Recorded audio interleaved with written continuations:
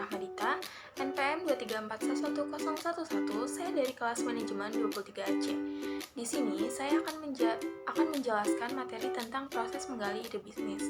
Yang pertama, saya akan membahas apa itu kewirausahaan.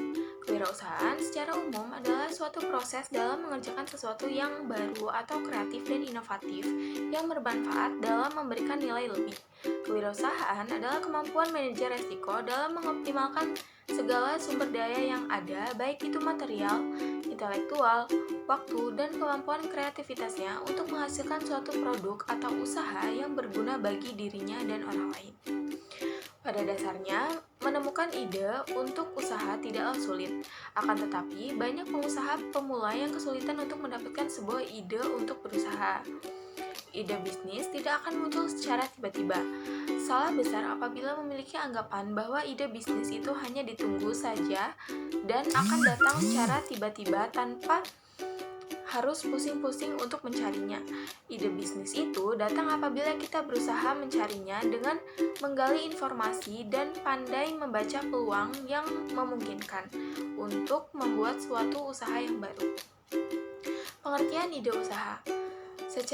Sekarang ini, banyak orang percaya bahwa gagasan adalah suatu kekayaan intelektual seperti hak cipta atau paten. Di dalam Kamus Besar Bahasa Indonesia, ide diartikan sebagai rancangan yang tersusun di pikiran.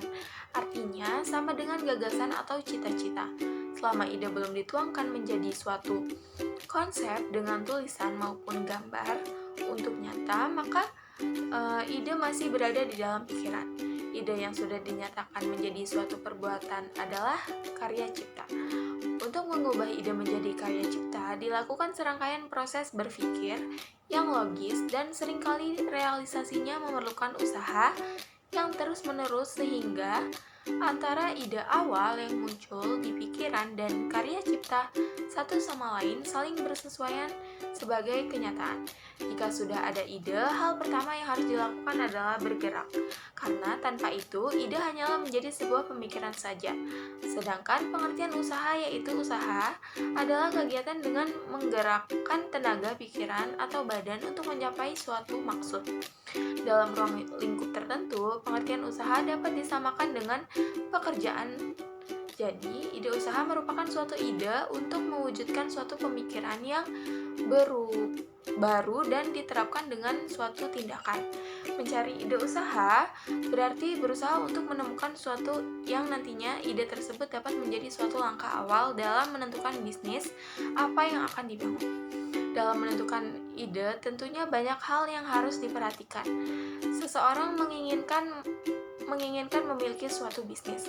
Berarti orang tersebut yakin bahwa suatu saat bisnis yang mereka bangun akan menguntungkan dan akan sukses. Selanjutnya, metode dalam mencari ide usaha. Sebelum mengetahui metode dalam mencari gagasan usaha, terlebih dahulu kita mengetahui metode mengenai ide usaha. Yang pertama, inovasi teknologi. Metode ini adalah suatu cara untuk mengenali ide usaha dengan cara melakukan pencarian, terobosan, atau temuan, perbaikan diri, teknologi yang ada sehingga semakin hari semakin banyak ragamnya. Inovasi bertujuan untuk memperluas pasar, melindungi dari kemungkinan masuknya saingan baru, dan memperluas pasar. Yang kedua, pencarian langsung.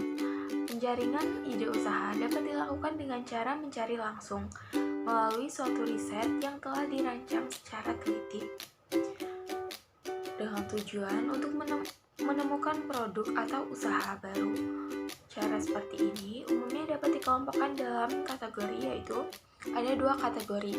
Yang pertama, riset aplikasi, yang dimana pelaku secara aktif mencari produk atau produk baru yang telah dikomersilkan di pasar, kemudian diambil dan diteliti untuk dicari cara-cara melakukan adopsi dengan mengadakan berbagai modifikasi sehingga terlihat sebuah produk yang lain atau berbeda dari produk yang sudah ada sebelumnya. Yang kedua, riset dasar. Riset dasar ini adalah riset yang bertujuan untuk menemukan produk baru dan belum pernah ada di dunia saat ini. Yang kedua, pencarian langsung. Yang ketiga, analisis pemakaian air. Metode penjaringan ide ini dilakukan dengan cara mengamati pemakaian air dari suatu produk. Semua keluhan, kelemahan, dicari penyebabnya. Adanya analisis pemakaian air akan mendorong munculnya gagasan, penyempurnaan, atau pembuatan produk baru sebagai pengganti. Yang keempat, metode kreatif.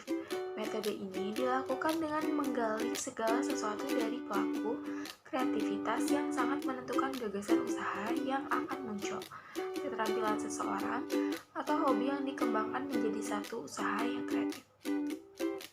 Misalnya, karena ada bakat melukis, maka munculnya gagasan kreatif untuk membuka usaha sablon kaos dengan membuat lukisan-lukisan yang menarik dan bersifat populer untuk para remaja. Yang kelima, metode aliansi, akuisisi, dan lisensi. Metode ini umumnya muncul karena ada beberapa keterbatasan. Misalnya keterbatasan pasar, keterbatasan sumber daya manusia, ada pemikiran tidak perlu terlalu lama untuk memajukan suatu usaha. Jika dengan melakukan aliansi, akuisisi, ataupun melisensi, masalah gagasan usaha tidak perlu harus mulai dari tahap awal, tetapi mungkin saja sudah berada tahap pertumbuhan. Selanjutnya, faktor yang memunculkan suatu ide. Faktor-faktor yang memunculkan ide usaha adalah sebagai berikut. Yang pertama, faktor internal. Faktor internal menjadi alat untuk menciptakan sebuah inspirasi atas objek yang dihadapinya dengan kemampuan kreativitasnya. Faktor internal adalah faktor yang berasal dari dalam diri seseorang sebagai subjek. Faktor internal antara lain, yang pertama, pengetahuan yang dimiliki. Yang kedua, pengalaman dari individu itu sendiri. Yang ketiga, pengalaman saat ia melihat orang lain menyelesaikan masalah. Yang keempat, institusi yang merupakan pemikiran muncul dari individu itu sendiri. Yang kedua, faktor eksternal. Faktor eksternal adalah hal-hal yang dihadapi seseorang dan merupakan objek untuk mendapatkan sebuah inspirasi. Faktor eksternal antara lain, masalah yang dihadapi dan belum terpecahkan. Yang kedua, kesulitan yang dihadapi sehari-hari. Yang ketiga, kebutuhan yang belum terpenuhi, baik untuk dirinya maupun orang lain. Yang keempat, pemikiran yang besar untuk menciptakan sesuatu yang baru.